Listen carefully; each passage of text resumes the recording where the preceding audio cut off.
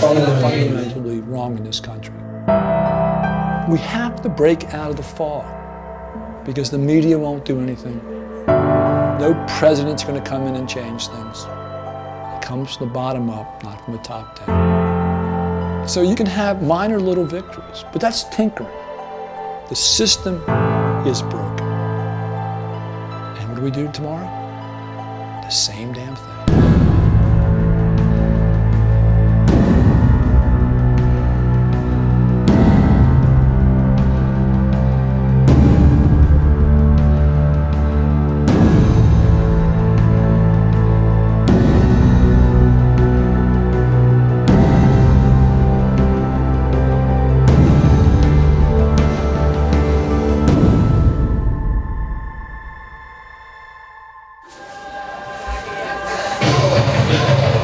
Live from Baker Central, it's the Mernahuana Zone. It is now 4:20 in Vancouver. Tonight, special guest, Adam Scorgie from the Culture High. Give it up for Matt Merna.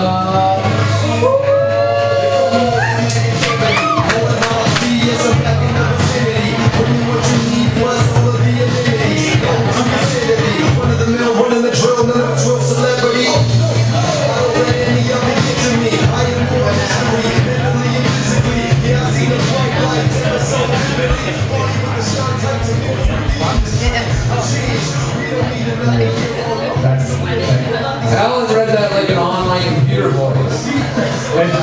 Hey, it's his first time out of the gate. It was like the male version of Siri. I accept that from him. I think you did well on the spot. Thank you, Alan. Thank you, Alan. Next week you'll be back. He's not ready to narrate the movie. No, no more talking. Are you a... Geez, you're like a voice actor. No, I'm not. I just, we wanted to try to get a big name to do the voiceover, but none of them wanted to do it, so they just had to deal with my voice. Oh. What? Okay, so just curiosity, which big name actor? We were trying to get Jack Nicholson to do it, but his manager just laughed at us. So it was really nice, but he just said that's just not happening. So we did not do it, so it was me. And then we thought, you know, although we made it a much bigger, grander film and we've got better as filmmakers, we thought stepping too far away from the film that started our careers, you know, we had to keep some of the quirkiness from the first one. And, you know, I was like a walkthrough host in the first one because that was popular at the time. Michael Moore, Morgan Spurlock. And then you don't see me in this film, so doing the voiceover we thought would work, and it was much cheaper because I'm free. Well, you're part of the production movie. Yeah. And your voice is one of the best parts of the movie, I gotta say. Well, thanks. That's why I thought You're just being nice, I know, but thank you. Not at all, not at all. No, I thought you were a voice guy. You do have a nice voice. Well, thank you. It's hopefully maybe we can find an agent that can book some work in that, because I just do it just for the project. Just you know, being the director, he likes my voice too, so he said, Adam, let's just get you to do it. It was cool. We tried to get Jack Nicholson, but you know, we understand he's too big and too busy and was not interested. So as the director likes your voice, that means you leave him long voicemail messages? Yeah. Hey, I really like this. No, he never answers the fucking phone. I was just text him. Even a text, usually I get it back like 6 hours later. Okay. Busy guy. So, you guys enjoyed the movie? Well,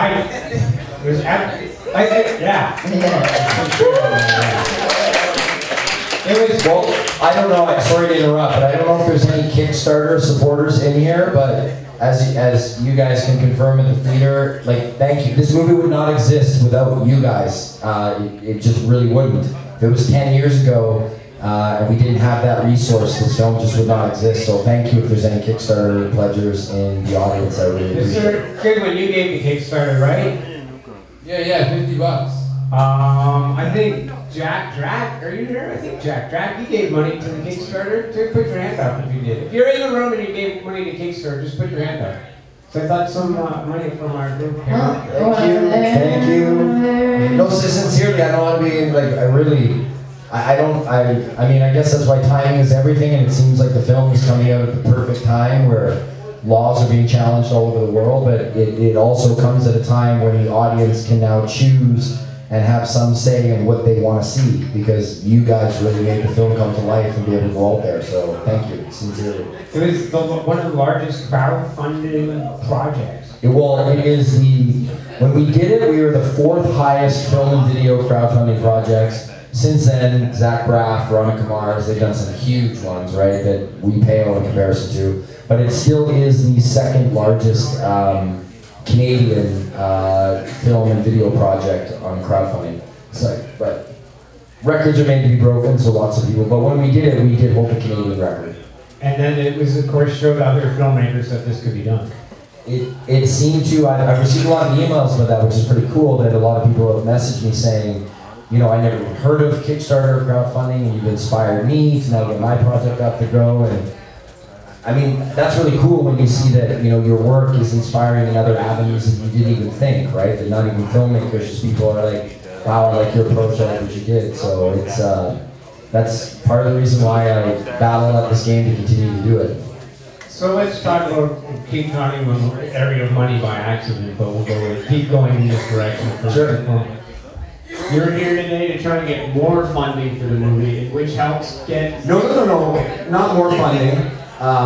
Everyone's done good. What I'm trying to do is just announce the way it's going to release with Tug, right? Oh, okay. So in Tug, what I like about it, I mean, obviously, you want to say, but I don't know, people who aren't familiar with Tug, as we talked about in the theater, if you want to bring Tug to your local venue, say you want to screen it here at Vapor Lounge, Tug can arrange it for you. The Tug's program that you have. I love the Tug program.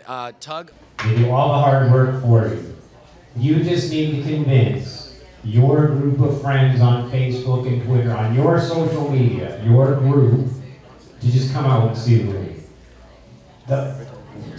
Tug. TUGG.com. And it's on your website. You just go right on the website, I want to see the movie in the theater, and you click there. And you get rewarded with 5% of the ticket sales for doing it. 30 days after the event happens, you get 5%. So we're not asking you to do it just for us. And the distributor and us, we don't make a lot off the Tug screenings. The whole point of the Tug screenings is it's like it's our way of doing a theatrical release. Because if we were to put it in theaters, that costs hundreds of thousands of dollars. Like, in order to be eligible for the Oscars, because we're submitting, definitely will get nominated, it'd be amazing if we did. But you have to have 1 week full theatrical in New York and LA. And just for 1 week at 4 screenings a day was $25,000. So you can imagine if you try to do hundreds of theaters across North America, how much that cost would be. So this method is a great way of getting grassroots. I mean, the union started the grassroots up. The union was exactly the grassroots. It didn't have a DVD deal for 2 years, and it just launched through the internet. And then a lot of people were like, hey, I like this movie and I want to support this guy. So they went and bought it because it was pirated. It was a #1 download on Pirate Day for a long time. Hey, congratulations. Yeah.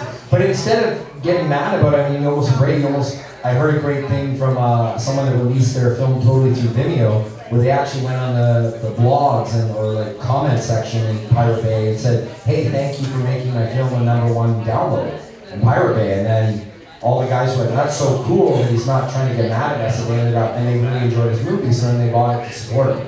Right. I think that's kind of the way you gotta, embrace it. Like, stealing is gonna happen, and that's why we're looking at trying to go with Vimeo internationally, so that part of the reason people download is because it's so hard to find content, especially if you're outside of North America, right? Like, normal traditional release for this would take 2 years for it to get out. This territory, how would Italy get a deal, or how would Belgium or some tiny country? But if you break down the wall and just open the door for them, then it's easy for people to walk through. So if you make it, which is what we're looking at doing, is launching it on Vimeo, $5 to rent and $9.99 to download anywhere in the world on your mobile device. That we almost want to make it easier for you to get than if you were going to steal it. And of course, we still expect there to be piracy, but if we make it for a price that you think is fair, I think $5 for something that took us 4 years to put together is a very fair price. I agree, $5 is a very fair price to go. Price of a cup of coffee or a hamburger. Right, and you can have it. I like, the Tux gives you a chance to have like a nationwide sort of release. I saw Ohio's really got out of the game. Yeah, there's like 4 of them in Ohio. Ohio's coming out strong. They want to, obviously they want to get, there's some ballots out there for 2016, so they want to get it out there. But yeah, there's 10 confirmed right now, and then there's going to be another like 20 to 30 are pending right now. They're trying to work out. So we've got Boston, San Antonio, Houston. It's great. Like literally, people are just like, I want to bring it to my community. So they bring it. It's perfect, and I love the fact that they get rewarded for doing it, and you get to taste the night of being a filmmaker. You get to screen it with a full audience, just like I did tonight. And it's a favorite part. That's my favorite part of being a filmmaker. So now let's go. Okay, so you can watch it on your computer screen. A lot of people do, but we all, I think, should admit that there's something about seeing a movie in the theater, and I can see the union in the theater, but this one. It seemed much more emotional, maybe because it was larger than life. And I try to sell that to them. That's why I'm encouraging the tug. Is like not to say that you hit the nail on the head. Watching it with an audience, part of what it is when you see the person next to you reacting, right, and they're getting emotional, and they're getting teary-eyed, or everybody's laughing at one of the jokes in it. You go along for the ride with everybody, right? But when you watch it on a computer screen with headphones and an illegal download, that's the biggest issue I have, is that I was like, at least if you're gonna watch it, like, because the union is all over 1 million sites illegally. And I wrote them all just saying, listen, I'm fine with you having my movie, but can you at least put the higher res version on there so my movie doesn't look like shit, right? And they're like, oh yeah, no problem, that's so cool, you're not mad? I'm like, well, I'm not going to stop you, right? And you are promoting my film. I would just prefer that you show the good version, not the shitty downgraded. So, that there is something to be said of watching the big screen, super HD, with a community of your peers that are all going through the journey with you. It's why I continue to be a filmmaker. Do you think that's how the crowdfunding came along? I just came to my head, maybe this is how all this crowdfunding came along, just so many people like, they're pirating from them, so I'll pay them $5. You're kidding. A lot of people said that. Robies, like, I never supported you for the first one, but I'm down for the next one. Your movie made my parents apologize to me, and that's the email we receive the most. Probably literally 2,000 to 3,000, maybe more, written saying your movie was the one that made my parents apologize to me, or made me turn the corner in understanding marijuana policy. Which is a pretty impressive tale to tell. This one is a little different though, in many ways. Very different, yeah. Well, I mean, The Union was our very first feature film, so we were rookies learning, so we've gotten better. So our techniques, yeah, thank you. Our techniques are different, and then just now there's much more really, really high-profile intellectuals that we're wanting to come back, that were willing to sit down with us, so it's. I mean, camera styles have changed. We shot it on bigger, better cameras, so you can see that. I mean, the lighting and stuff. Even I was admiring because I'd never seen it on the big screen, so I was like, man, the shot looks beautiful, right? It's a beautiful looking movie. I mean, the shots, the angles, and all that look fantastic. The question I guess I had, you were on the show. Yeah, already been here. You helped us, kind of like, wow, we're doing this. We have finally getting some credit. Yeah. I contribute. That helps. Yes, that helps. Oh, that's awesome. You're one of our biggest downloads for our SoundCloud episode. Really? Yeah. I am so happy I'm able to help that way because Joe Rogan did that for us with our career, right? Not that I'm comparing myself to him at all. But that's really cool that I was able to help your show pick up some views. I appreciate it. That's awesome. And guests come out now. It helps include guests. Now, you came out all this way to interview Wiz Khalifa. Yeah. And he's no offense to Wiz, but you're this much in the movie, bro. Yeah. You almost got cut, but they put you in there because of your name or something. But no, it's just amazing that you would fly all this way for a minute or 2 or 3 minutes of footage. Well, because just those little bits, right, can be so.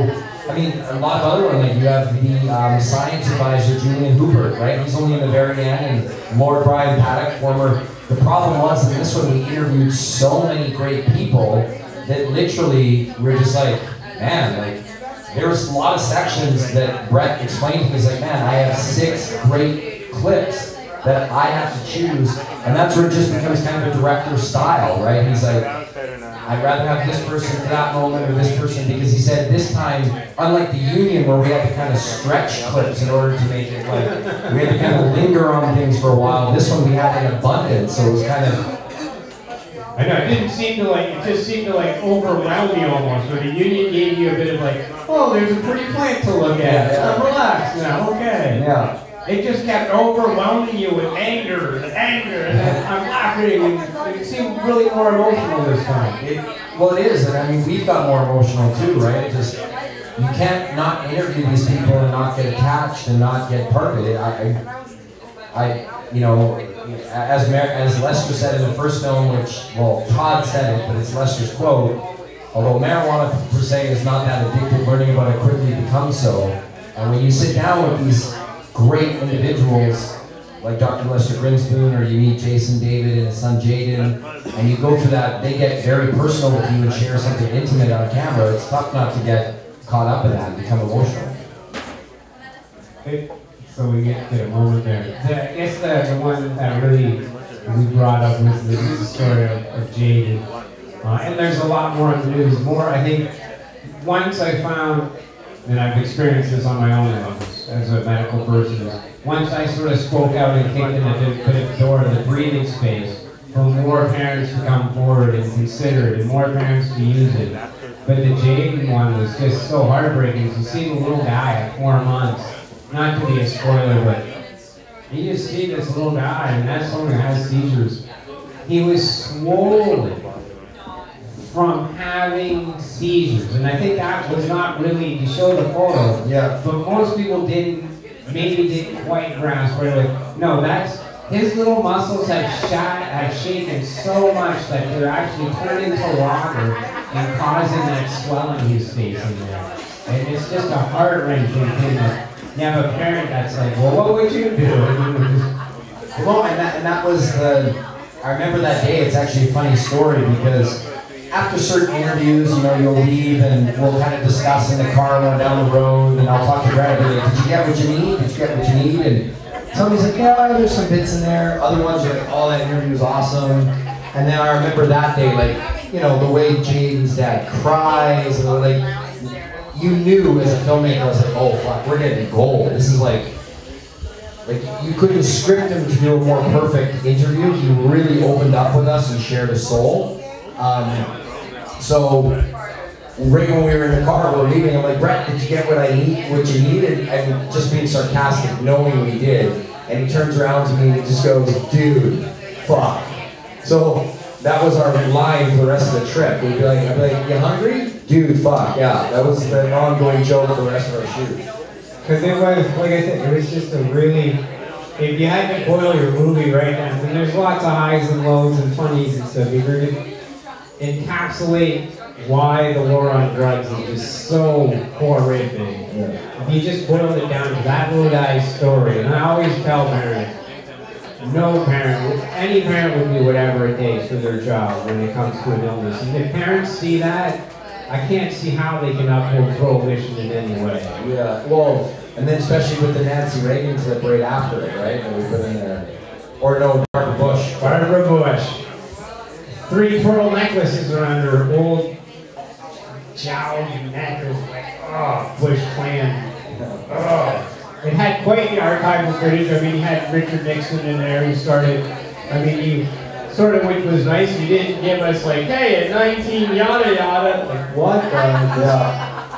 No, Brett that was a real struggle one, is instead of kind of opening with the history part, because we thought history part's already in the, like, that was a real struggle for us, is like how much do we regurgitate from the first film to bring it to this one, like assuming that if you hadn't seen the first film, so Brett really tried to make something that would just stand alone on its own. So if you'd seen this one, then you might go back and say, well, what were these guys' first film? I'll go back and see it, right? And well, I don't think you need to really see the first one if you missed it. After you watch The Culture Eye, you have all the information and knowledge you need to, like, you're just like, afterwards I was just like, yeah, that was really emotionally draining. Yeah. Because I usually don't watch I've never really watched lead documentaries on a big theater screen. So well, and to be fair, most of them aren't shot or produced to be on that screen, right? So ours was from the beginning. So as a great movie should, it should take you on a journey, and more than just an educational piece.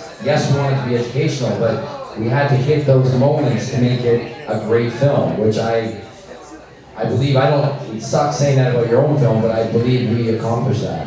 I think you have too. Chris, do we have, we're taking Skype calls on our Vapor Central account. We're going to open the front mics up. Smash is in the chat there, monitoring the chat for questions, because it's a great opportunity to have you here. Cool. Anytime I'm in Toronto, you know what, hit me up on Twitter. As you see, I'm really responsive and get back as quick as I can. You're very responsive on Twitter, and you get out there. Smash, you got? There's one question from the chat. They wanted to know how you decided to cut down on all the, I guess, like film that you have. Tell them how many hours. Yeah, well, we had over 150 or 160 hours of self-shot footage. And trust me, it was a nightmare. That was the one part where I literally thought our director might quit. Because it was just so hard. Like, he would get down, the first thing they did is they shave, they go in and they shave all the crap. Right? Just like, ums and ahs and things like that, and then they start saying, okay, like, what's the overall story structure? So then Brett started to write towards that. His first cut of the film was 4 hours long, right? So, wow. Okay, knowing that we had to bring it down, but he was just like Lord of the Rings long. Yeah. Lord of the Rings long. Yeah, right? But it's common, a lot of filmmakers would do that. We're like, okay, this is all great stuff. So now I need to find out what's the most important. So then Brett kind of looked at like, what don't we want to regurgitate from the first? What do we like from the second? And then obviously at certain points it's just going to be stylistic choices, right? Out of all the interviews we did close to 50. 3 people might have answered the same question equally as good, but at that point, Brett's just like, he's the director, he's like, my personal choice is his response with his tone and his delivery and who he is the best person to answer that question. So that's kind of where you have to trust the director in charge and just let him do his thing, right? And pick his moments and... So that's kind of how we narrowed it down and cut down. But there will be, when we launch the DVD in January, there's going to be just under half an hour of DVD extras. Sweet. Cool. So everything that's like... And even then, you're still missing like at least 2 hours or something. Oh yeah, but you gotta remember because when that second place stuff though. Yeah. Well, because you get a lot of stuff where it'll be and on, so it'll be like, oh, I need a drink, but like, you cut all that shit, that counts as your hours of footage, right? But there's a lot of stuff that you just get rid of, and then a lot of points where someone will stumble on an answer and a lot of things, and then, for extra features, we wanted to put, kind of cool stories, like Lester's personal story with his son Danny, and some of the other things we wanted to put in there as well, so. How did you go about choosing the heartbreak stories? I mean, in the news these days, there's almost, you can find quite a few medical marijuana. Well, the one that brought us a rape story, or you can find a lot. I mean, it's almost like a daily thing where it's like, oh God, it's making stop. Well, part of it is, now you can actually, because there's so many independent media and you have such a great camera on your phone, you can put those out there, so that's why we're becoming much more aware of it. But the reason we chose Jason and Jaden was because they were one of the first youngsters that were on TV, and they were on Weed Wars in 2006 and 2007. So I had seen them just after we launched the Union, and then all the other stories. He, to me, was kind of the guy that got everybody else more vocal about it because he was the first one brave enough to put his son and his story on camera. So I thought it was a nice. Not only did I like the story, and I really liked Jason fighting as a single dad and divorced, and I liked the story personally. I thought the fact that he was the first one to take the risk and go out there and put his story out there was also a key thing to be put on there. And again, I say it's true because he opens the door or the breathing space. He created breathing space for other families to I'm not alone. I'm not the only one. I'm not crazy. right? Suggesting that a youngster would, because even when I did finish the Union and that story came out, even I was kind of like, I don't know about that young, right? I didn't know enough about the oils and stuff. We didn't do that research. And then after seeing all the stories and seeing it and then putting myself in that place as a father myself, I was just like, fuck that. I would do the exact same thing.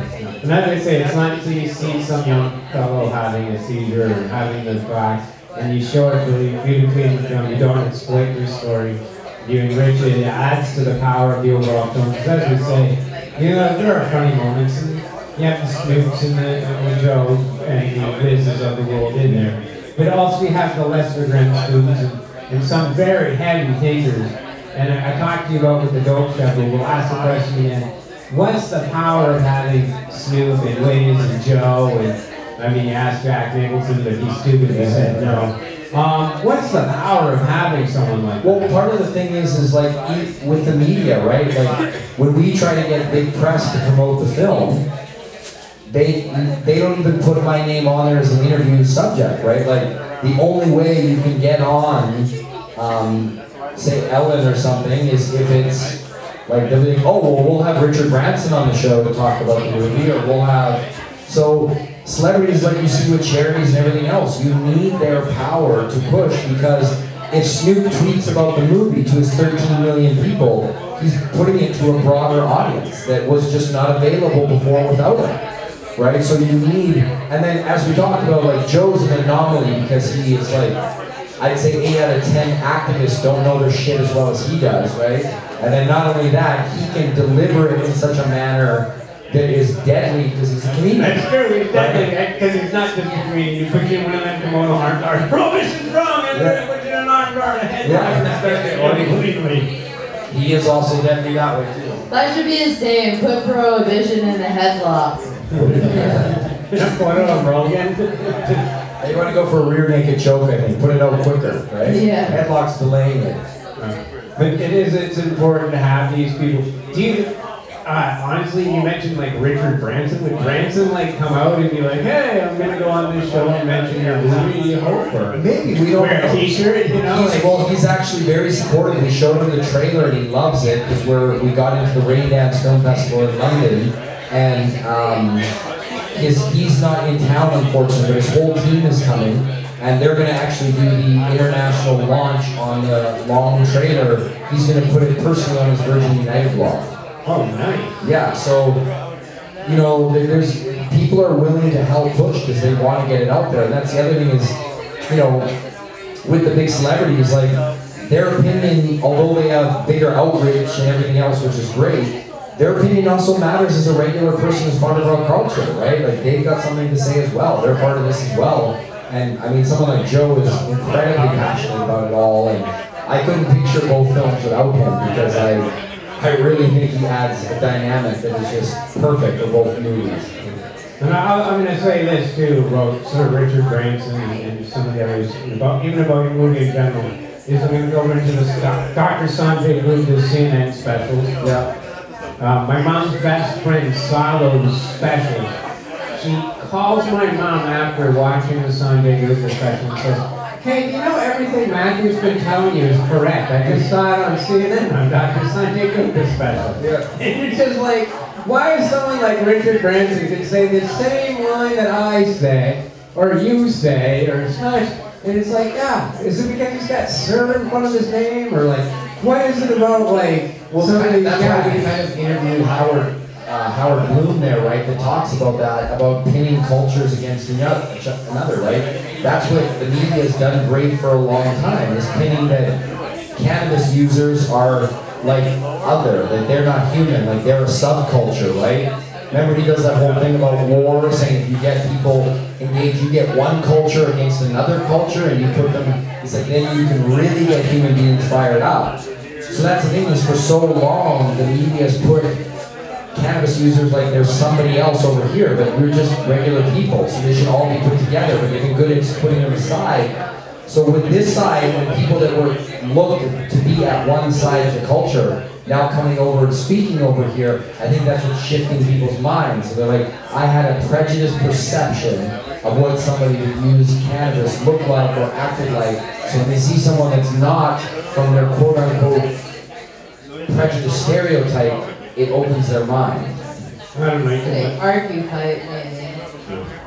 I don't know, you can look at Branson and go, yeah, that guy's so fun. Yeah. I don't know, you can look at that. Of all your favorite, there's a lot of great ones in there. Which ones are, like Howard Marks, Mr. Nice, he smuggled like 30 tons at a time. He was such a character. He's awesome. I mean, you could do a whole fucking documentary just on him. They keep trying to. Yeah. He's a great guy. Really cool. His interview was amazing. Me and Joe Rogan was always super cool. We become friends. I like the point, I'm going to go with that, the Howard Marks. You should slow it down and capture it. I've interviewed two famous smugglers, Rosie Robotham and Brian O'Dea. O'Dea did 75 tons at a time. And I saw it in Howard Marks too. I saw the exact same sort of thing and making different about it. Marks says like, he would do it again. Yeah. He's like, I'm doing it, like, not like, oh yeah, fuck, I like it. He very like, almost quietly like, oh, it was such a good time. Did you get any of that from him? Like, Oh yeah, I mean that clip we have him at the end when he's like, giving a spoiler, when he's like, I suppose if I could get away with it, I'd crack it up today, right? I mean, I loved it. So, I've had to watch it several times, right? So, I mean, he was a riot the day we interviewed him. We knew we were getting great stuff from him, and I mean, Ed Burns, who's the co-creator of HBO's The Wire, Generation Kill, he's the main cop. He's the one that, spoiler, closes out the film. I mean, he was amazing. When we sat down, he's one of the guys after sitting down with him, your mind doesn't stop working for 2 days. You're like, wow, I'm really having they just shift the whole way you look at society. yeah, essentially, and Tamara pointed this out when I was going over the list of people in the movie with her. She's like, oh, it's like everyone we'd like to have on our webcast. Everyone we openly invited before, but didn't get back to us. Yeah. Snoop Dogg, we called him out a few times. Joe Rogan. Yeah. You got like an A-list of like cannabis talking heads. Well, we were trying to ultimately make, because a lot of people have written us that Union was kind of like the calling card, like that if you had to just watch one cannabis doc, people would say start with that one. And to be better and to live up to what the audience contributed to us on Kickstarter was like, we want to make one that just at the end of this it's just done. It's like the one. We try to get all the best scientists that were had the most experience and critically acclaimed. I know we had one gentleman say, why didn't you go to Israel? I'm like, because it's not that easy to just fly a crew to Israel. I would have loved to have gone there, but... Heck, you didn't even have there's not even the Canadian medical team, brand new Canadian medical. I know, there's some great... Well, because we went with the big guys, right? We went with Lester, and went with David Nutt, and went with the big ones that have been... That's what people need to understand. It's not like, hey, we went over to Peace Naturals and Fleet and stuff. Yeah. It's like, we skipped all that and went with like the heaviest, and I think that was unlike a lot of pop movies I've seen in the docs. I'm like, they're good, they're all great movies, but this one just was like, I'm a little over-drained now emotionally. Wow. Well, that was really, inspiring for me when I step back and I can kind of see everybody getting so emotional. I mean, that's when you've done a great job as a filmmaker, and I get emotional. I was really welling up because it's inspiring to be in a theater with everybody reacting to your movie. It's why I became a filmmaker.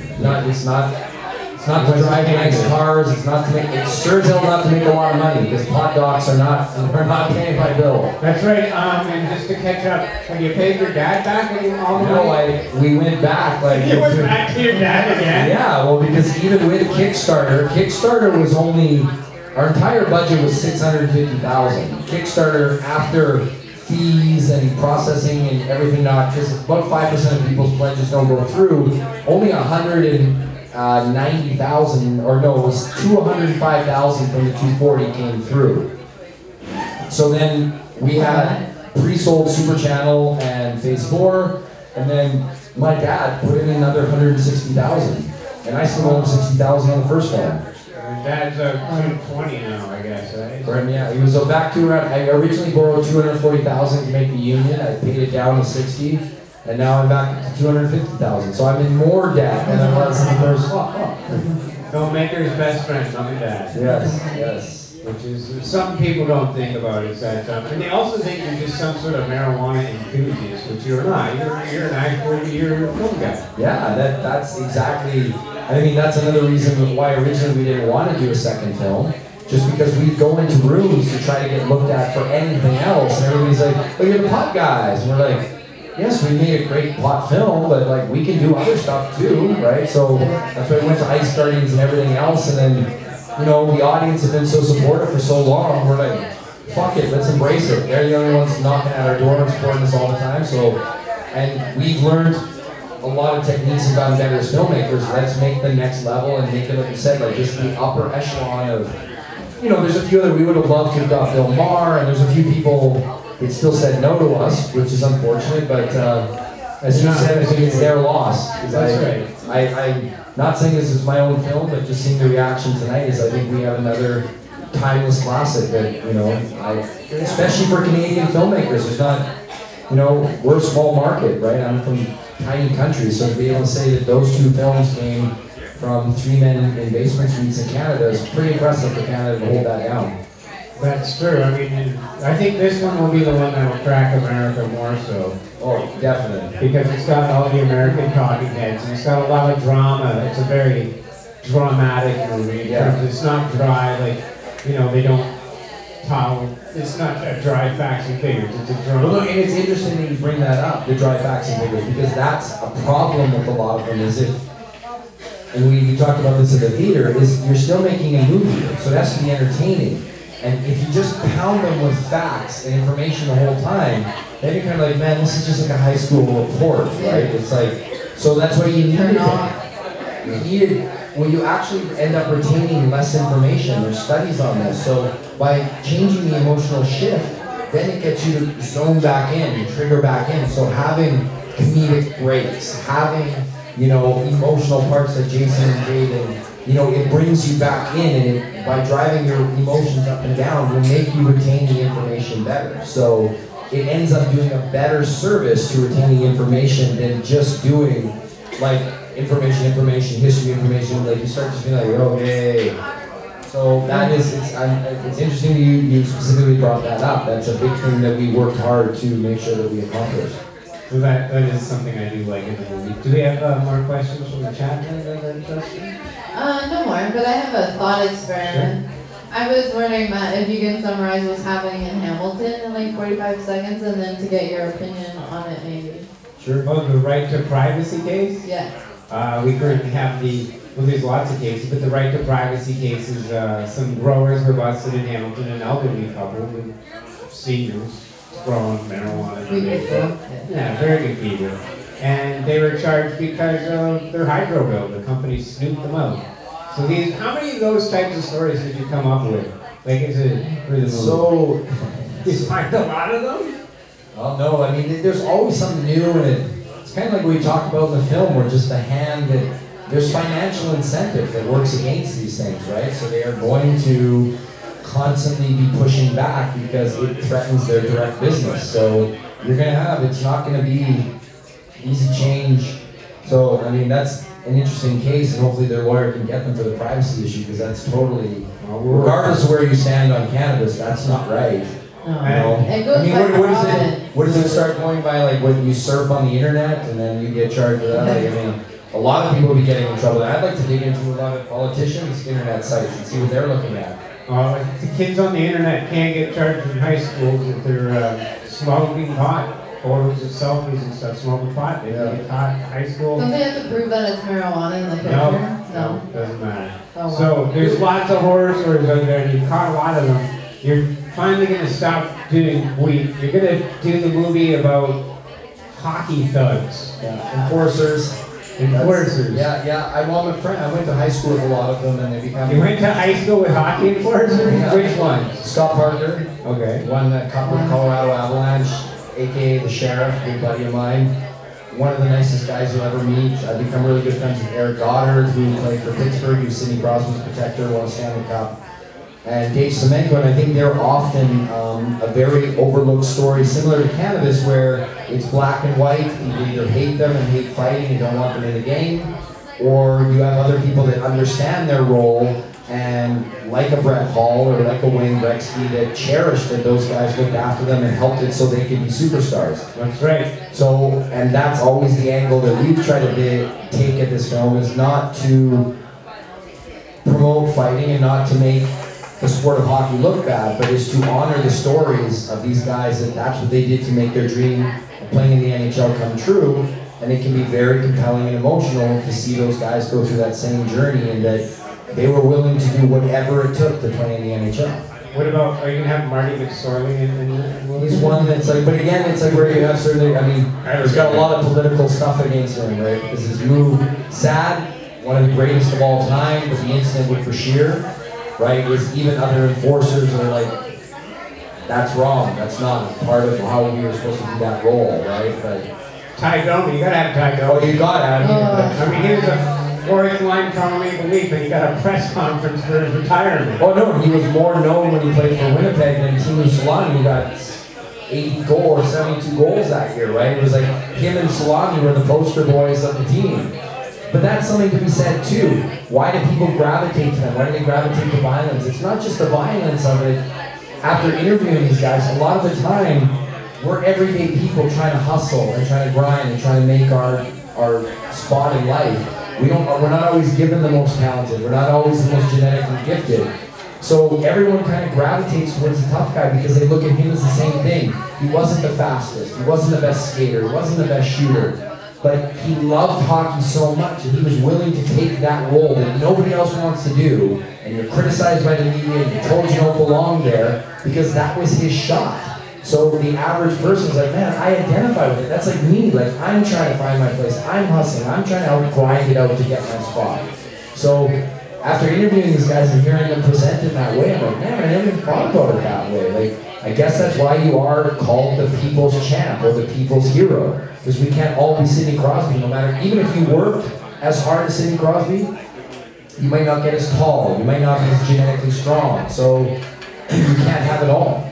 Right, and so full remake of the CBC back to their Prime Minister Stephen Harper's office, right, to check it out. Let's see. Well, no, we're fully financed. Super Channel backed this, we've got our tax credits and CMF, so as soon as the culture winds down, we go into production.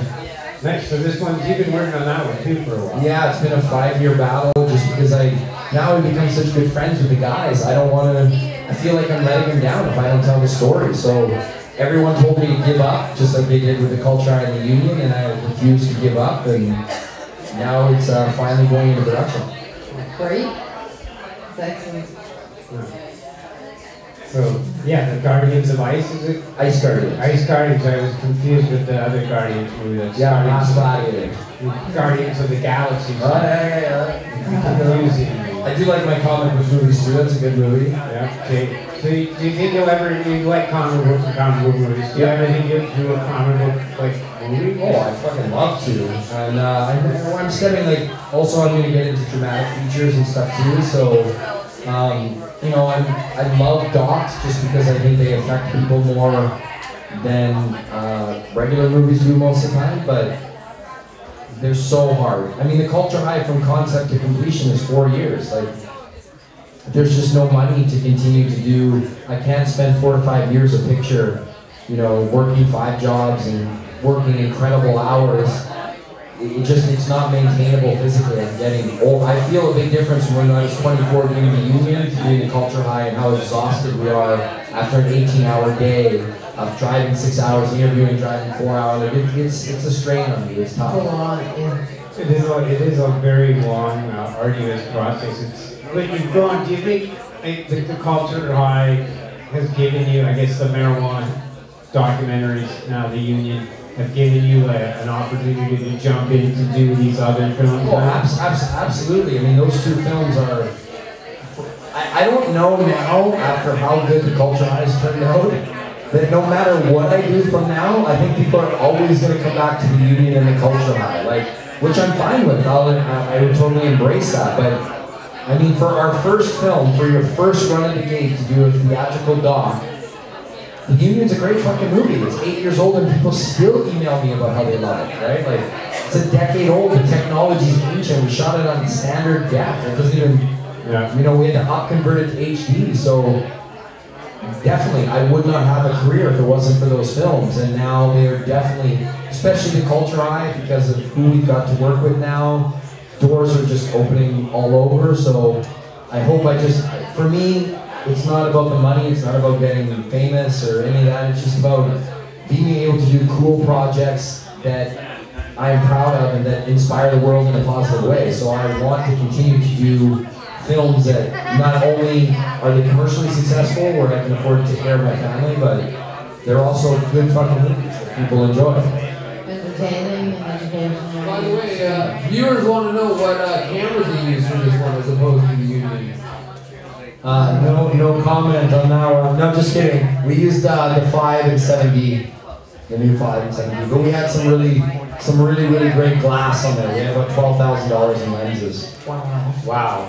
Last music, okay. All about the lenses, actually. Those But I mean, films are like crisp and clean. Yeah, it looks beautiful, right? Yeah, that's. Well, we really tried to make it like a film because, you know, to get people to really understand how important this is for certain people, like the Davids or like yourself or people in this room, they needed to see it's a real film. Like when they go into it, even if they don't agree with it, if it's professional from start to end, they can't just say, well, they don't know what they're doing, they're not filmmakers. No, we're fucking filmmakers, right? So you might still try to argue the points in the film, but the one thing you'll not hit us for is that we're not professionals. And we tell a professional story in an honest, truthful, and proper way. So, you know, people are still going to like or dislike their films, but you can't say we weren't truthful, you can't say we weren't professional, you can't say we weren't honest in that film. Those three things we did. Yeah, and I thought, like I said, the story of the filmmaking itself was excellent. Did you try and get anybody opposed to marijuana? Did you try and call in? All the time, but they were not having it, right? No?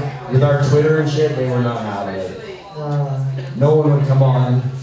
It's unfortunate. It's true. Which kind of shows something there in its own place, right? Like, I mean, as you saw, he's very small in him. He was very guarded, but the former deputy drug czar of the UK, Mike Trace, like, there's a guy that's been against it for decades, and now he interviewed. Like, that's the shit that's starting to happen. It's tough to, you know, and there are some great arguments to making sure that, you know, it doesn't blow out of control. But all the horror stories that are happening in Colorado, or non-horror stories, I'm saying how smooth that transition's been has proven to the opponents that you don't really have a lot of legs to stand on, right?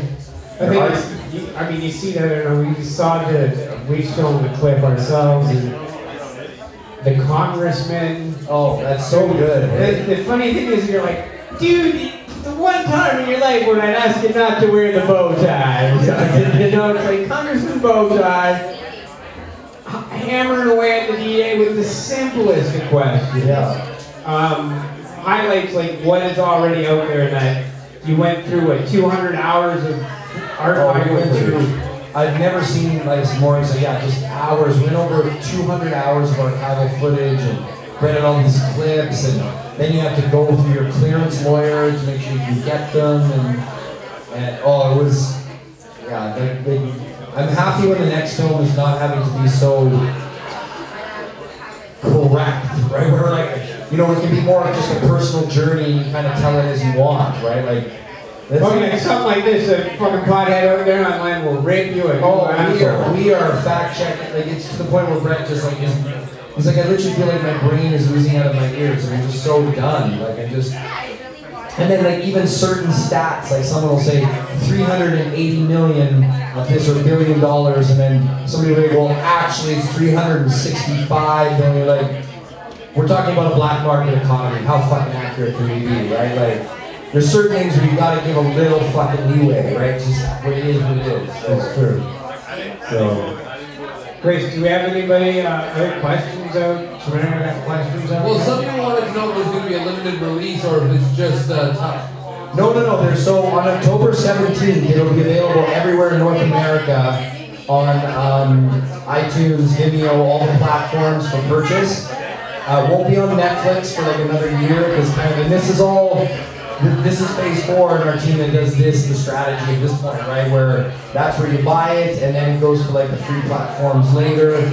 But we are looking at, like I said, because international, which rights I still own, is looking at just making it available worldwide for $9.99 on Vimeo, $5 to download, and then the DVD extra feature and both films combined would be like a $25 package. And you can get anywhere in the world. So you're in India, you're in Nepal, you can get it. The film is available right there for the price of a cup of coffee or... it's not even the price of a joint these days. Exactly. I think that's... It's cheaper than, for like a, the reference I was going to earlier is just trying to... If people have to go through a wall to try to get your content, it's hard to find, it's really expensive, they're going to steal it. But if you just open the door and make it where no matter where they search, they can find it for a reasonable price, I hope people will just be like, even if they steal it, just be like, I like the film, and I like what these guys are trying to do, I'll pay the $5. Alright, well worth getting involved in that cut. It's well worth seeing at your university campus, your alternative movie theater. Yep. Get your friends out there just to enjoy it. I mean, it's part of, I guess I think I like the culture. Even though the culture I really, when the movie dealt with was like the hard facts of marijuana. You don't deal with like what we're doing now, which is the culture of marijuana, which is kind of unique in itself. Create an event around your movie, which I think a lot of people can do with the union. Hey, let's watch the union and smoke a double joint. Where it makes sense, you can do that now with the culture, but maybe not the marijuana part, but go and getting it into your local theater. Is that really exciting with this? I'm hoping just like Kickstarter, where no one believed in the cannabis community, and I said, listen, because everyone blew the ball. I shouldn't say everyone, but when I was pitching the film, the suits in the world were blowing them off. Like, they're not going to support you, you're not going to raise that much money, they're not going to... Well, to shock them once again, once we did show them and everybody put their hard-earned dollars into Kickstarter, everybody's like, holy fuck, this community is motivated and passionate and willing to prove their passion with their hard-earned dollar. Now they can do that with Tug, but they get rewarded. They get paid to do it. We give you 5% of the ticket. So I want to blow it out of the water with them again, not for a financial thing, but nothing would be better than if we set such a precedent if they did a Tug screen for every normal chapter, every Students for a Sensible Drug Policy. They did it for every single one, and all of a sudden now you are in the front of Variety and Hollywood Reporter as this documentary that everybody blew off, that didn't even get selected into TIFF's official selection. The audience itself pulled in and did 500 screenings across North America. And that's doable. It's so easy. Like the Touch does all the work for you guys. So if you want to see the movie in your hometown, if you want to see it in Kitchener, Hamilton, St. Catharines, PI, Halifax, in the States, you want to see it in Nebraska, you want to see it in Texas, you want to see it in the states that have like the draconian laws, bring it there. There is no cost to you. Tug does the heavy lifting, and you get 5% of the ticket sales. Make that Twitter with, and then use it to an advantage, because if you want to get a local politician or someone that's influential to change their mind, it's much easier to get them inspired and to retain information when they see it on a large screen with some very intellectual. You can do Q&As afterwards. Get a member from Law Enforcement Against Prohibition to come speak afterwards. Get some of these medical patients that are going through it to come speak afterwards. Get them all to come out to where it would be, I would be hard pressed to find anyone that could watch The Culture High and then have professionals like members of LEAP or families going using medical cannabis to still say that they need to be charged or criminalized for what they're doing. Oh, for sure. I think this is the one that needs to go on Parliament Hill. I agree. And we're already in the works to do that. We've already talked about bringing this back. So these are the one. This is the one. I think you've nailed it. It's sort of it's mainstream, I guess is the word I'm looking for. I'm sorry you didn't get selected for TIFF. We had you on the show, and we're like, when you get selected for TIFF, we want to throw a big party for you, have you on the show. Yeah. The TIFF part didn't happen, fuckers. But you're here, and you overdrew. You just did it. You're like, fuck it, I'm doing my thing. No, and it worked out great because we still got to do it. You guys and I still have to do something else in here, right? Where we set up screening, doing something similar thing where like maybe there's a nonprofit you guys work with, maybe do a small fee, charge ticket admission, make a party out of it, right? Do the same kind of thing, right? Like, you know, and then we can do it to all the other ones. Like, I want it to continue, and I want it to be a win for everybody, not just for me as a filmmaker. I really mean that. I'm not trying to sell everyone. Like, I want, if you guys host a screening, they're like, man, that was fucking good for us. We had a good night, we made money, people learned something, and the filmmaker won too. That's the best way, where all three of us have a win. We're educating people, everybody makes money, maybe donate to a local charity, or drug policy awareness thing. That's how I want it to work. When Vapor Central first opened, the union was almost playing here every day. That's awesome. You know, and I think now that, well, once it comes out, we will probably once again start playing it almost very, very frequently. One of our comedians has a joke about when it was playing on the TV's As Cops Came In. Hey, Trevor Wilson, he was like, went back when the bar was here. He's like, I'm so going to enjoy watching this awesome documentary. There's cops on the screen. Then all of a sudden I look down, there's cops right in front of me. But it's a great way to educate the staff and the people that come in here subconsciously. 4 minutes till 4:20 red swap. Excellent, so we were here for an hour. But it's a great way to educate people subconsciously that they're going to retain something.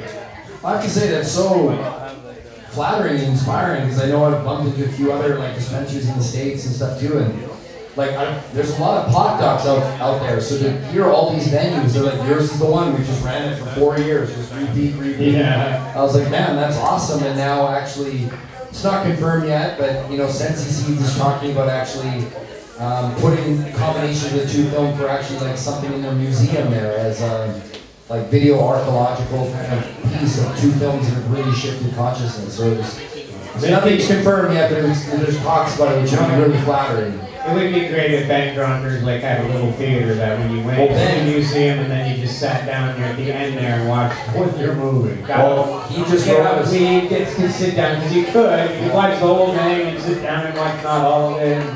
Well, Ben was fantastic. Not only did he interview, he put $5,000 into the Kickstarter fund, and he's been nothing but awesome. And he just watched the cut the other day and was absolutely blown away. It was just like, wow. He's like, when you guys said you were doing a film, you did a film. So that was great to hear. Now, Ben Gronders is actually quite an amazing person. Very, very amazing, man. Very humble and cool. We got to interview him in his Barcelona museum. It was amazing. And now we just had a film festival in Spain reach out to us the other day about bringing the film out there. So it got picked up by Rain Dance in the UK, Warsaw, Poland, Reykjavik, Iceland, Sudbury next week. For those that are at the Sudbury Film Festival, and then Sudbury, Ontario? Yeah. Wow. There's a Sudbury Film Festival there. It's been at Sudbury Film Festival, it's like the oldest film festival in Canada. You're gonna get the Science North. Wow. It's time for the Science North. It's amazing. So it's out there. It's getting an official release date October 17th. October 17th, and that's when you can get your tug events going too. Everywhere in North America it'll be available. But please don't just kind of like do a tug event. Like put some money in your pocket, raise awareness, and bring it to your local community. Totally easy to do. Yeah, literally. Like you said, to make it simple, you go to Tug, it's like Facebook, put in your zip code, select the theater, they do all the heavy lifting. All you have to do is invite your friends and family to come, and then it comes to a theater where, as you witnessed today, is the best place to see the film. It truly is. Yeah, it's just way overwhelming when something about seeing Joe Rogan said that day. It's so like, whoa, yeah. Like, come on, lots of Joe Rogan fans here. It's just powerful seeing him that big. Right? Yeah. Like, whoa, that's really big. Yeah. I noticed how Brett did that. We're in the union, and about, I haven't actually timed it, but around the 17-minute mark is where Joe Rogan comes in the first film, and he says that, where he's like, I didn't start smoking pot till I was 30. I realized when I was 30 years old, I've been fucking tricked. You gotta be fucking kidding me. And right about the same moment in this one, Joe Rogan comes in for the fuck you moment, around the 17-minute mark. Right when you need to hear someone say, go fuck yourself. Yeah. You also had a lot of good side shots when Joe Rogan was saying, you can also be addicted to shopping, you had a shopping scene, and then you can also be addicted to gambling, you had a gambling scene. But then you also said you could also be addicted to jacking off, and you didn't show anything. Yeah. That's in the DVD extra features just for you, my brother. All right. I want to see that change. Just in your copy, So good when you missed it as one of the guys who gave money in the movie. You missed it. You didn't get to see your name on the big screen. That's cool. Yeah, you're out there. Yeah, you'll have to, unfortunately, guys, because we actually got a lot of flack about our running time, right? Because people were like, you need to make it, they wanted us to make it 90 minutes. And we argued and said, no, this is a very big issue. We're trying to cover a lot of topics. We're trying to be like the cannabis doc, so we disagree.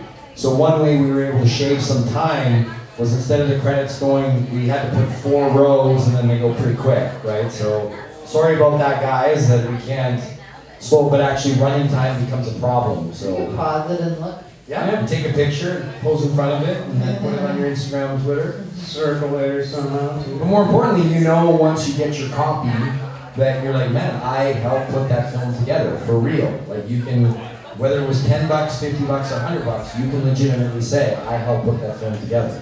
Nice. And I can see some MNPR legalization guys getting involved. It's so good to have so We're a much little fun. past 4:20, but All right, hit the time. And, okay, so I'll end it It here. is now 4:20 bud swap, and the time is 4:20 in Alaska. So if anyone in the room has bud that they want to trade with someone else, please go up to the stage now and trade your weed. This is the only time we do this on Tuesdays at 8:20 p.m. Thank you, Alan. And thank you, Adam, for coming out again. Oh, no problem, man. Probably trying to get it, people. Thank you very much. Thank you guys for all the support. I appreciate it. People love you here. Give us hug. Go check out my friend, the Stoner Girl guys over there. Well, we were chatting earlier. Okay. I don't worry about her. She's a lesbian. Oh yeah, isn't there a you button were supposed to sign? sign something. She's supposed to get her butt. And then she's like, an armpit. I'm only one. Oh, yeah, I remember that from Twitter. Okay, yeah. I wasn't sure when you said you're from that Twitter handle, if you were the one actually texting it or not, right? So That's right. Okay, so I got my Sharpie out here. Yeah, let's do this. I got a Sharpie right here. Doing armpit or butt? I only want her up here for a butt. I don't want her up for her armpit. What do you I want? think, I don't know, she's kind of set on armpit, I think. Yeah, but she said. Everyone at Made for Central knows about my armpit fetish, right? Because I talked about it. You have an armpit fetish? Oh. You're gonna get it like tattooed after? Are you? No. No. She's saying all this on mic, anyway. Yeah, she should be. So I have a pen right here. Come on up. What's his animal say?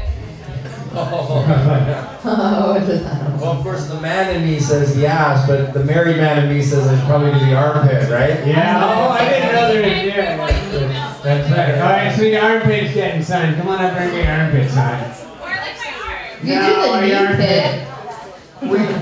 Hey, my wife and I, she's worked when I inherited a strip club. She's not that scared, so that's what Heard a strip. Okay. I'd love to inherit a strip club. No, it's a nightmare. You know, No. no. Let's just tell you about my blowing go idea.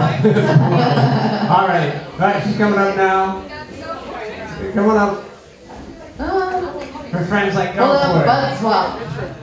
You getting your armpit signed? We decided it would like, if you can sign over my pot leaf Here, you transplant. can start setting up the There you go. Try and Step stand, back. all right. Yeah. I think I'm in the way, but that's, we'll just work around It's that. an owl with like a pot leaf.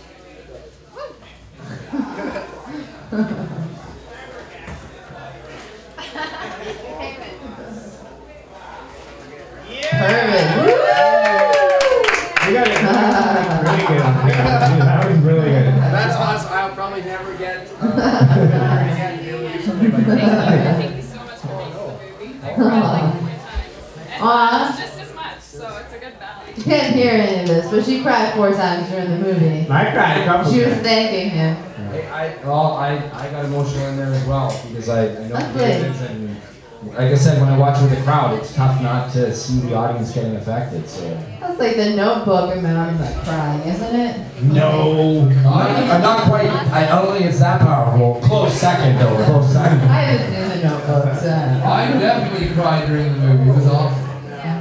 That's awesome. Well, I hope to do that with a lot more crowds. I'm gonna have to do instead of like you know, Paranormal Activity did all the scare videos to say, and then like the reviews.